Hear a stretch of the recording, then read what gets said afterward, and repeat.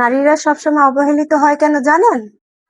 নারীরা সবসময় অবহেলিত হয় এই 3টি কারণে।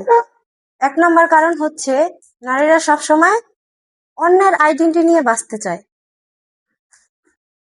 বিয়ের আগে বাবার আইডেন্টিটি নিয়ে চিন্তা করে যে কোনো কিছু করলে বাবারা সম্মান নষ্ট হবে, এটা করা যাবে না, ওইটা করা যাবে না। বিয়ের পরে স্বামীর আইডেন্টিটি নিয়ে চিন্তা করে, এটা করা যাবে না, ওইটা করা যাবে না, সব সময় স্বামীর উপর ডিপেন্ডেন্ট। তারপরে সন্তানের আইডেন্টিটি নিয়ে চিন্তা করে।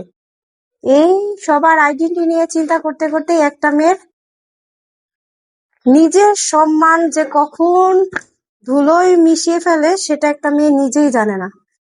অন্যের আইডেন্টিটির কথা চিন্তা করতে করতে একটা মেয়ে যে অবশেষে অবহেলার একেবারে দ্বার প্রান্তে এসে দাঁড়ায়, সে নিজেই জানে না।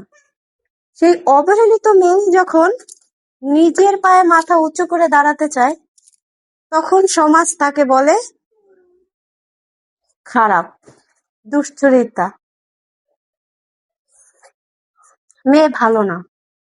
এটাই হচ্ছে একটা মেয়ের জীবন। আসলে একটা মেয়ের জীবন অস্তিত্ব বলতে কিছুই থাকে না।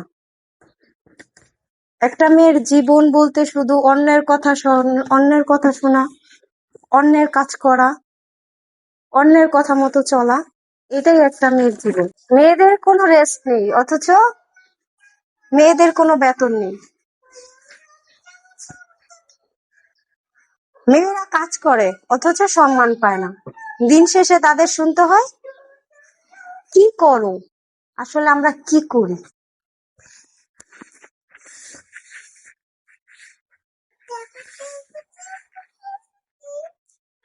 আসলেই তো, একটা মেয়ে কি করে? সারাদিন কি করো বাসায় বসে বসে? কি করি?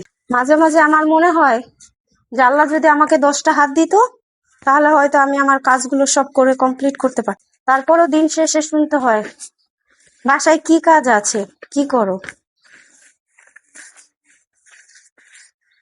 মেয়েদের আসলে শান্তি নেই কোথাও। যেখানেই যাক তাকে কাজ করে খেতেই হয়। বিশ্রাম নেই, নেই কোনো সম্মান, নাই আদর যত্ন। একটা ছেলে তার শ্বশুর বাড়িতে গিয়ে যে আদর সম্মানটা পায়, একটা মেয়ে যদি সেই সম্মানটা পেত, তাহলে এই বাংলাদেশে কোনো নারীর ডিভোর্স হতো না।